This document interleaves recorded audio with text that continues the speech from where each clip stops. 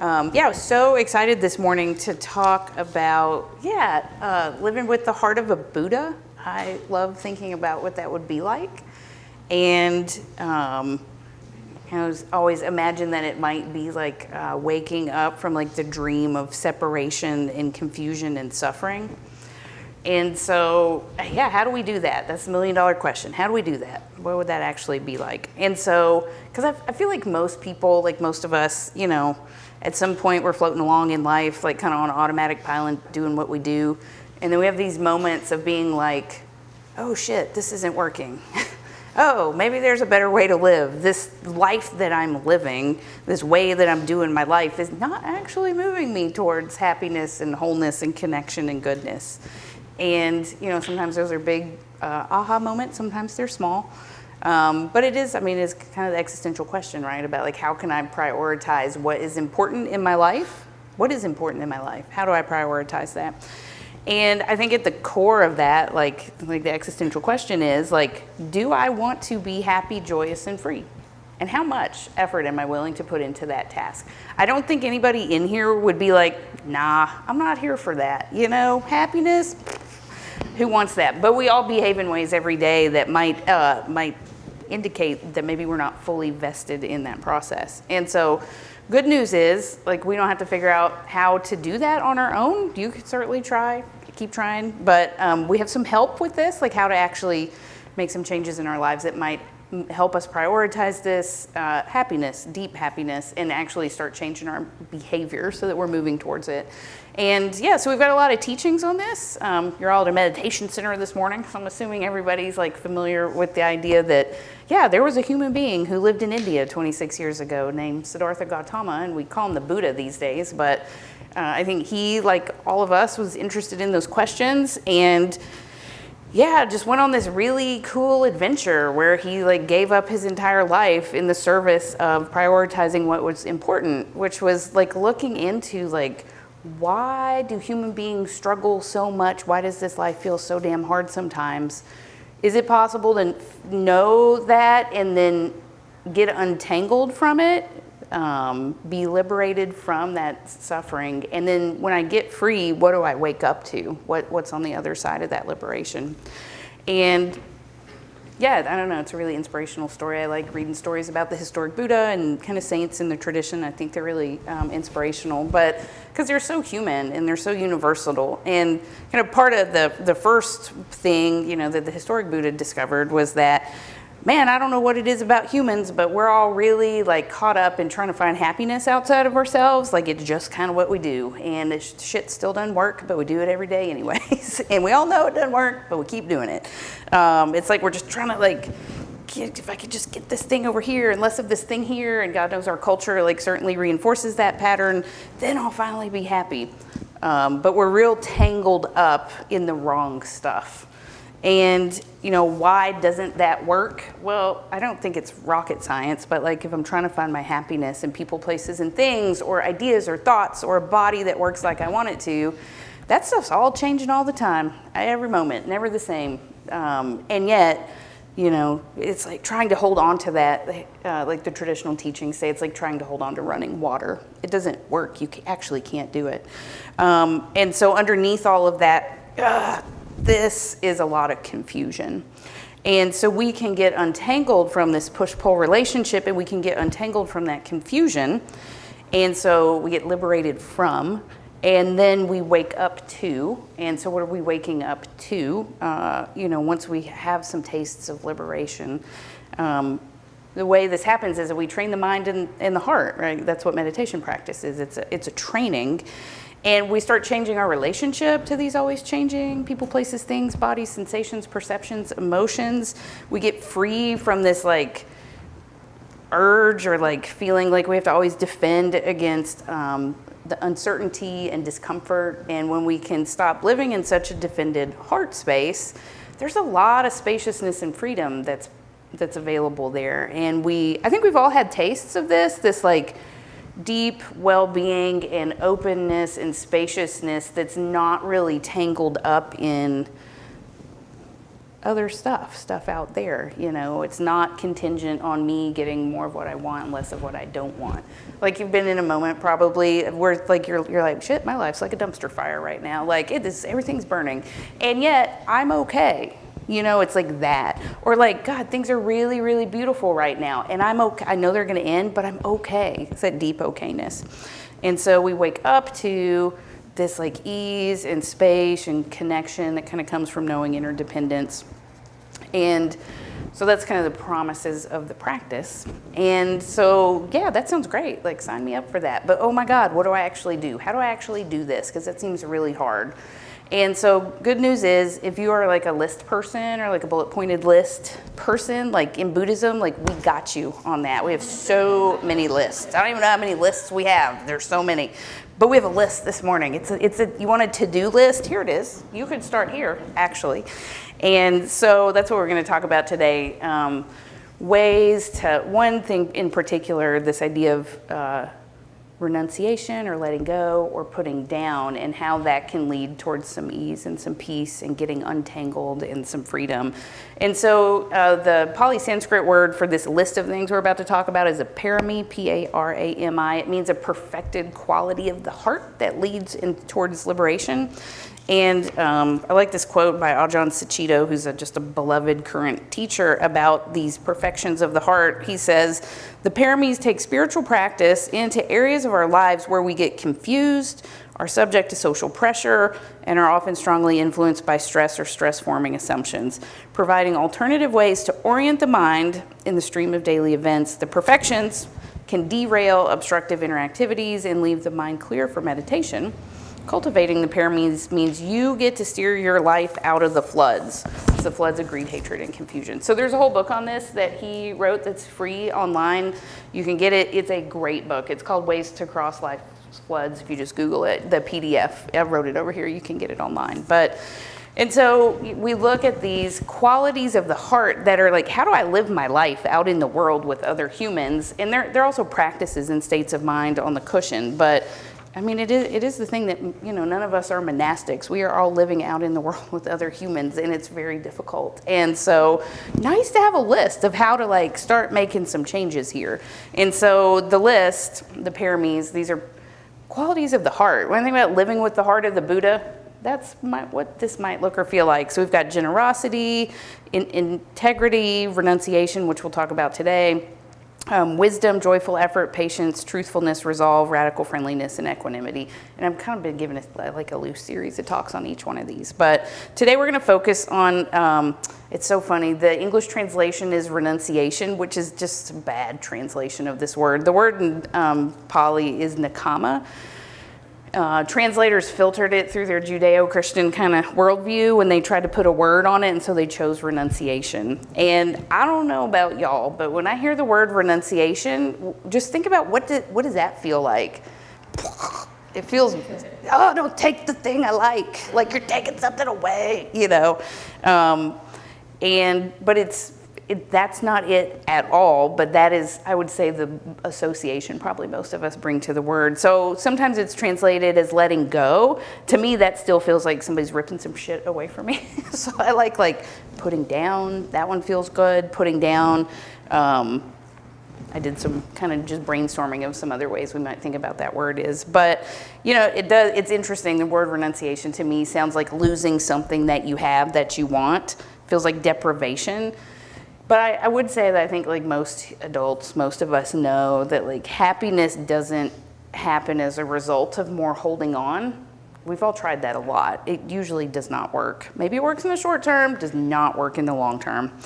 And happiness comes from like letting go or setting down. And I think we all intuitively know that, have had moments of this. I'm not saying anything new up here, but again, we run into some baggage when we hear the word renunciation because it feels like, okay, I've got this thing that feels good. Now I'm being asked to let go of it. And somehow the thing that feels good is the thing that's going to make me happy. And like that whole thought process is actually the crux of the matter in Buddhism, which is that like we're all so confused. We think that like if I get more of what feels good, less of what feels bad, then I'm going to be happy and I can keep it and it's never going to change. And like that's just not how life works. And And so what we're doing instead with this like exploration of letting go is to look at those underlying mechanics of pushing away and holding onto and confusion. And we're being asked to actually look really deeply at our experiences and look at how does our clinging, craving, attachment to things that feel good, people, places, things, sensations, identities, beliefs about self, beliefs about the world, like the whole thing. How's that working out for us? Does holding on to that lead to a lasting happiness or not? And so it's interesting because in the meditation path, like renunciation, which I'm just going to use that word because it's one word, but letting go or putting down, what we're being asked to look at is like, can I put down that which does not serve my happiness? Can I put down the self-sabotaging patterns and strategies in my life that are really just habits? And maybe I can figure out where or why I learned them. They become habituated over time. It's the automatic pilot stuff. I've got all these habits in my life, these mental habits, these emotional habits, these behavioral patterns. And are they actually leading me towards happiness or not? So kind of on the big picture, just in general. And then we look at the mechanics, the craving and the craving and the aversion underneath. And so you could think in your life right now, like what are some habitual behaviors? I mean, do you have a cell phone? Just think about that. Like, what's my relationship with my cell phone? Ugh. That's what mine is. And, I don't think I'm alone. How is that working for you? And not in a snarky Dr. Phil kind of way. How's it working for you? But like for real, like, how's that working in my life? Why am I doing the things I'm doing here? Are they moving me towards happiness? Because so we've got the general way to think about this, just kind of in general, but then kind of through the lens of the Dharma, what the Buddha kind of observed is that these automatic habits, particularly this clinging and pushing away, attachment, as we would call it, based on confusion, don't ever work. They're always self-sabotaging. And so when we're thinking about like, okay, renunciation, putting down things that don't serve me, we could certainly think about this in terms of like my caffeine use, my phone use, do I take a shower in the morning or the evening? Like, do I yell at my kids and my dog? Like the general kind of stuff. And that's a very useful way to look at this. Are those behaviors leading me towards living a happy, joyous, and free life? But then kind of the Dharma lens to this is sinking a little bit deeper, which is to say, can we look at the mechanics underneath here of craving and aversion and wanting things to be other than what they are? Because that's really what's driving dissatisfaction on a bigger level. And would I be willing to consider letting go of those a little bit? You can think about the day-to-day examples in your lives or the kind of more universal patterns here. Like, what would it be like if I loosened my grip a little bit on some of that stuff? I always like the way my teacher Nico talks about this. He always talks about letting go and renunciation through the framework of simplifying. Like, how could I simplify my life, my external life, but my internal life as well? How could I put down things that feel burdensome, put down things that complicate, put down things that keep me tangled?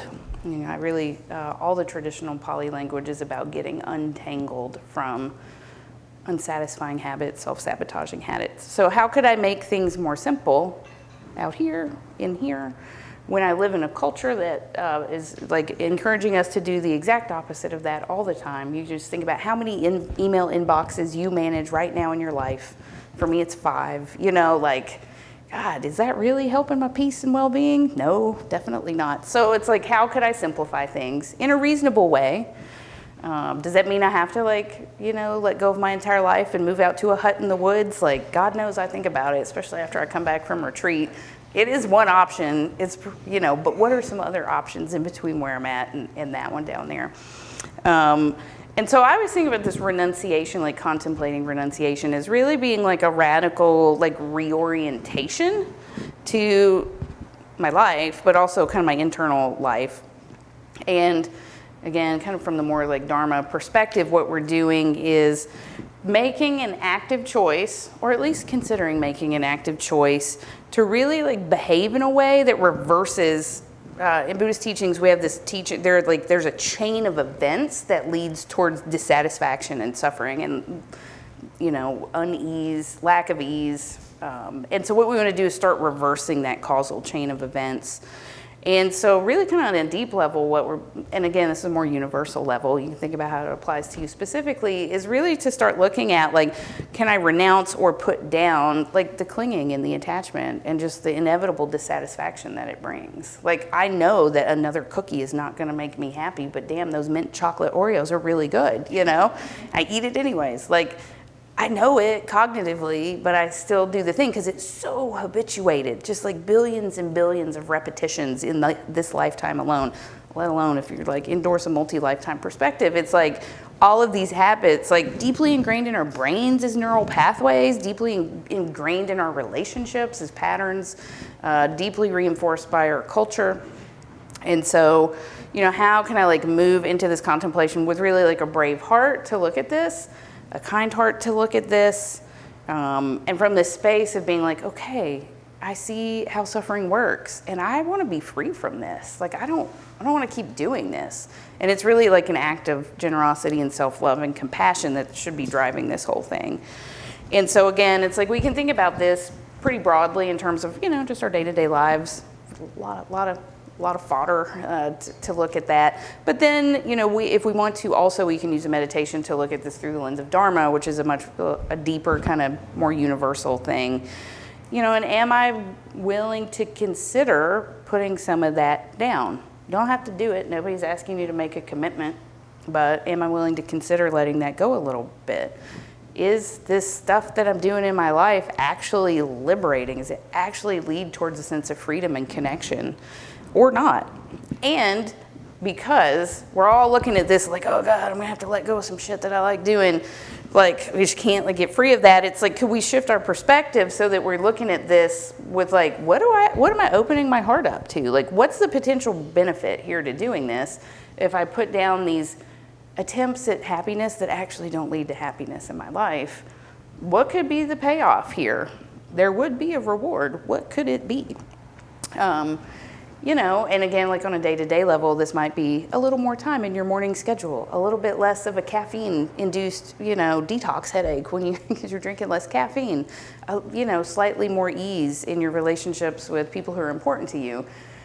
But then it's also like, okay, on this deeper, like more Dharma meditation level, what are the promises of a meditation practice? It's not just that we're getting liberated from suffering, it's that we are waking up to something else, which is like a heart that's open and undefended and fully present and knows change. Change is not a problem to be solved. Like, is at ease with the change process, knows interdependence and connection, and so loves more easily and more freely, and is not afraid as much. So wisdom and compassion and joy and equanimity. So it's like, could I like keep that in mind when I hear Rachael up here talking about I might need to like eat less Oreos, or like not itch my face when I'm sitting on the cushion, or, you know, whatever all these like patterns of reactivity are that aren't actually helpful. They're just patterns, but we're so stuck to them. And so, yeah, so this like, okay, this renunciation piece, it's like this very direct looking at how we're all bound up in the wrong stuff. It's a practice of non-attachment, right? Letting go, letting go, letting go. Of course, we need to do this very carefully, very kindly. Maybe you move to Thailand and become a monk. I don't know. Like, don't do the drastic version at first, you know, like try how to do this wisely.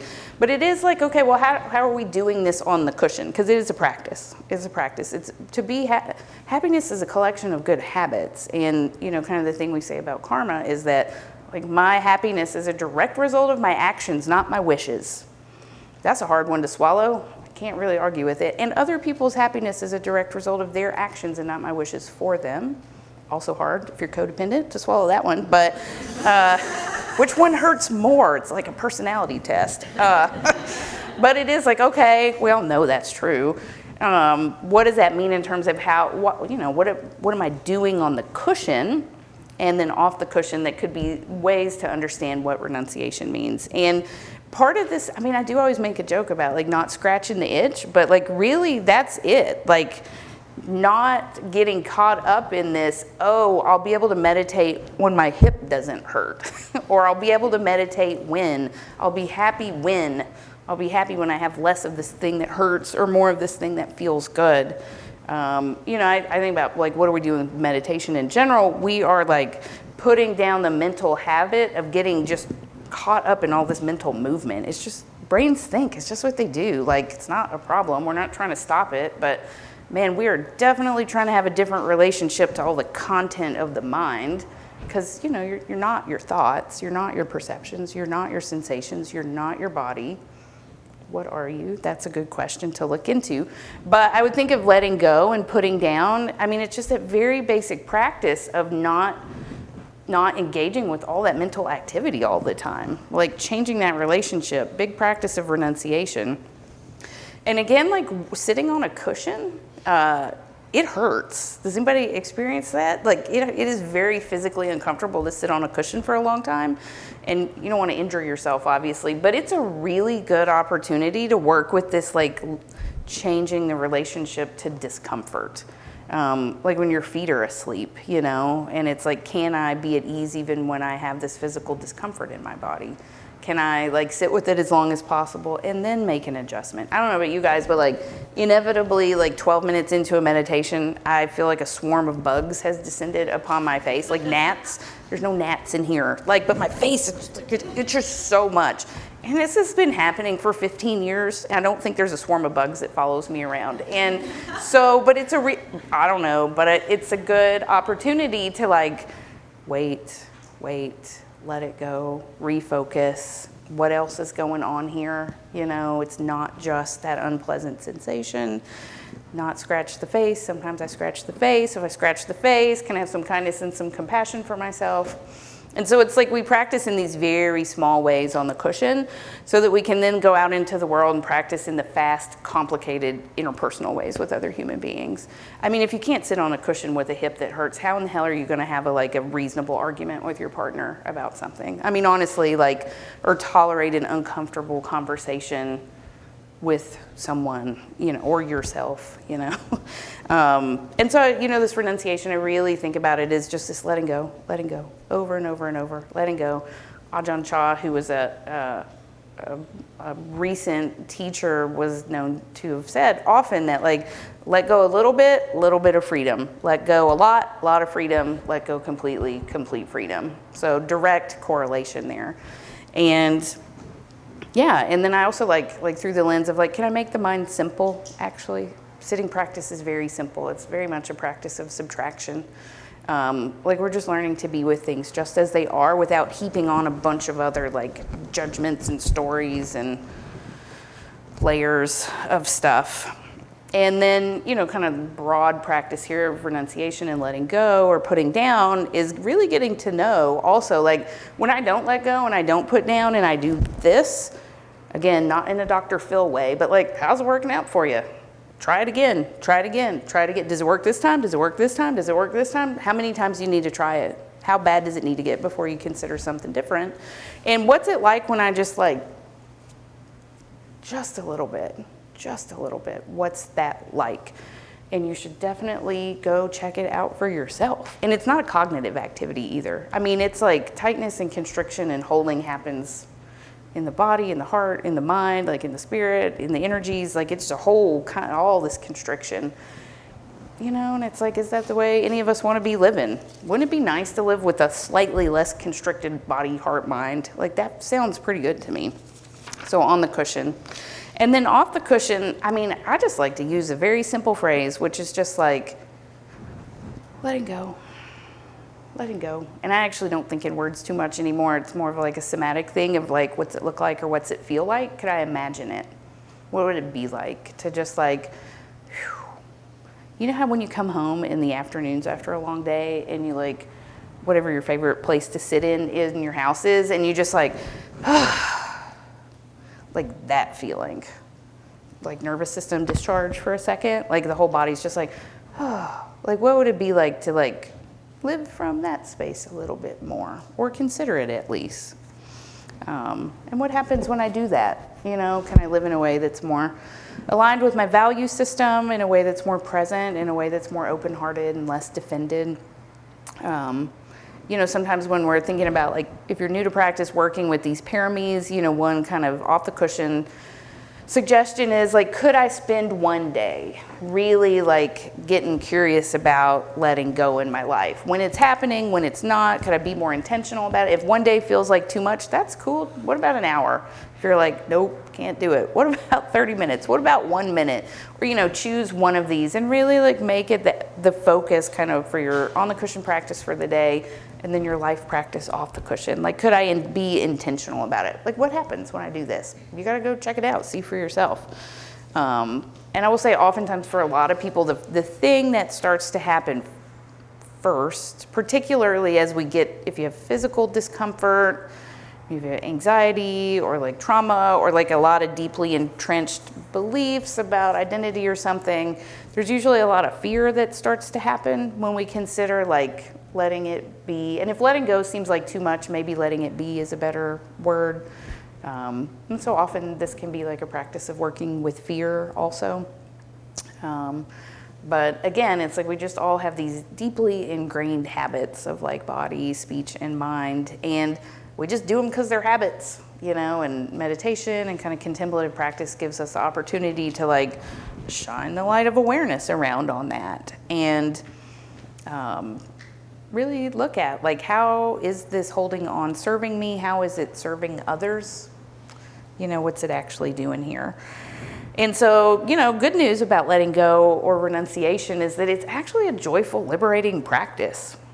It's actually a joyful thing to not live in this defended heart, to not have to guard against discomfort or uncertainty all the time. Like, and it's really a very joyful thing to like prioritize what matters, because that's what I think about renunciation or letting go. Is like, I'm really actually being very intentional and prioritizing what matters in my life.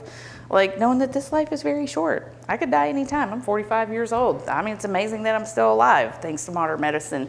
But it's like, do I want to like prioritize what's really important here, you know, in terms of spiritual practice? And when I kind of orient away from constricted holding on and towards openness and spaciousness, you know, just like, how is that? It has such big benefits. What's up, y'all? Reverend Mikey Noshel here from Wild Heart Meditation Center in Nashville, Tennessee. Thanks for checking us out. Do me a favor, please like and subscribe. And if you feel moved to leave a donation, you can do so at wildheartmeditationcenter.org or the Venmo link in the description. Peace and love.